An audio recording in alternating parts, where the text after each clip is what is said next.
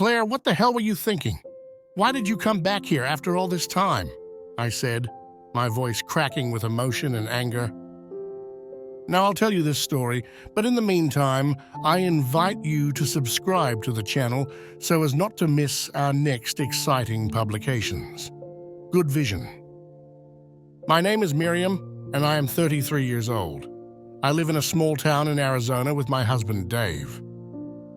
Our house is welcoming with a well-kept garden that reflects the love and care we put into our daily lives. The walls are adorned with family photos and artwork collected from our travels, telling stories of our adventures and the people we've met along the way. I am a housewife, and I dedicate myself to taking care of the house and the small pleasures of life.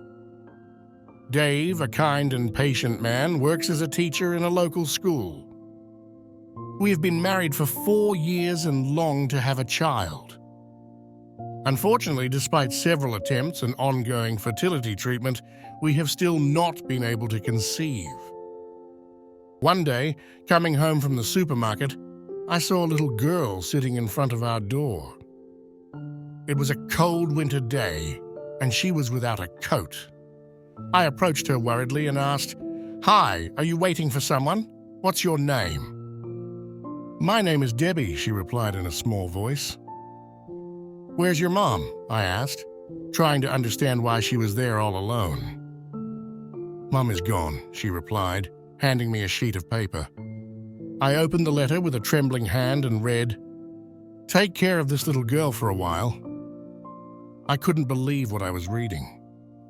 The little girl was the daughter of my sister Claire, whom I had not seen for 17 years.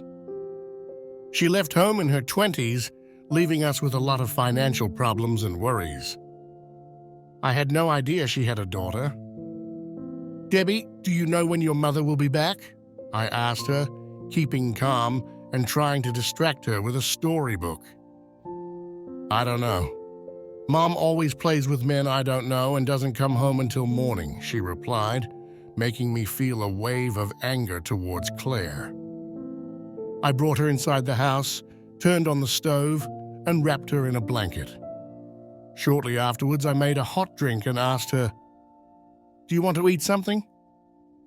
"Yes, I didn't eat anything yesterday," she replied, her eyes wide with hunger.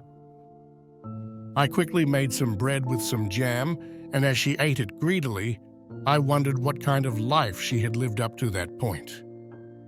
After she had had her fill, I suggested she take a nice shower. She looked like she hadn't done it in days.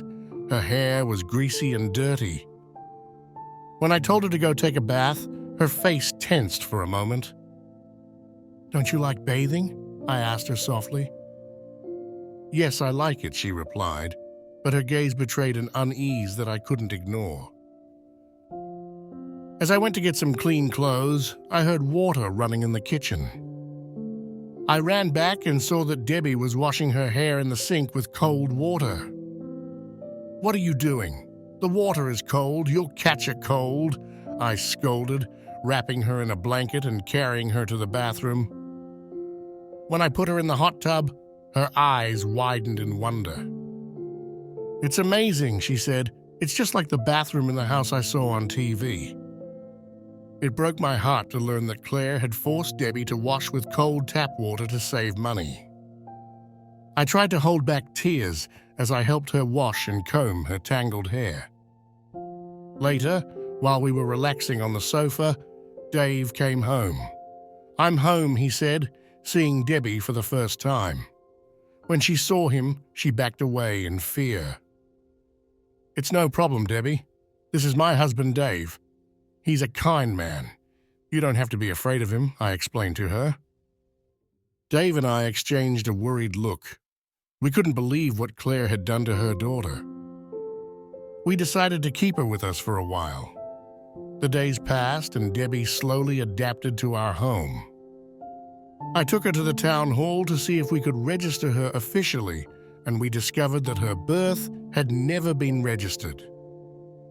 Debbie was a non-existent child for the state.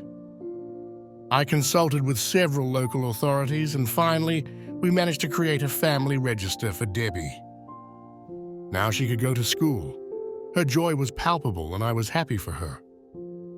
One day, while we were out shopping to buy everything we needed for school, I saw Claire standing in front of our house. If you like the story, leave a like and don't forget to subscribe to the channel. Thank you for your support. "Mom," Debbie exclaimed. "What the hell did you think of coming here?" I yelled at my sister. "Hey, calm down, don't yell at me," Claire said in an arrogant tone. "First of all, you have to apologize to Debbie," I replied. Claire just glanced at Debbie without even making eye contact. "Well, we can't talk out here. Let me in." I didn't want to let her in, but I finally decided to figure out what she wanted. "This is my husband, Dave. He's a nice guy," Claire said sarcastically. "You are an unfit parent. You have neglected your daughter in an unforgivable way," Dave said, defending me. Claire was deeply irritated. "You don't have children, do you? I give you this little girl. I raised her during the most difficult years of her life.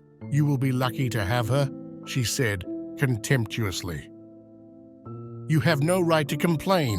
You just neglected her," I said with growing anger. Debbie seemed scared and unable to look her mother in the eye.